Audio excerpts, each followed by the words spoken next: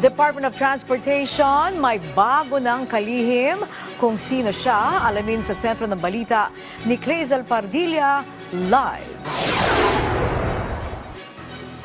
Angelique, nagtalaga ng bagong pinuno ng Department of Transportation si Pangulong Ferdinand R. Marcos Jr.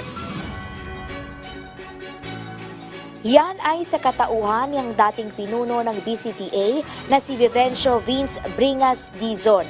Ayon kay Executive Secretary Lucas Bersamin, epektibo sa ika-21 ng Pebrero, papalitan niya si Secretary Jaime Bautista.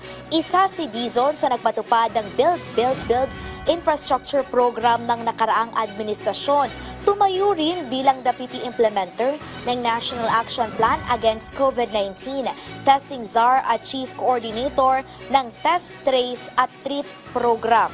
Sa inilabas sa pahayag ng DOTR, ipinaliwanag ang pagbibitiw sa pwesto ni Bautista upang bigyang pansin ang kanyang kalusugan. Nagpasalamat si Bautista sa Pangulo sa pagkakataon na makapaglingkod sa gobyerno. Bagaman puno ng mga hamon ay naging makabuluhan anya ang kanyang unang pagpasok sa pampublikong serbisyo kung saan nagsilbi siya ng may integridad.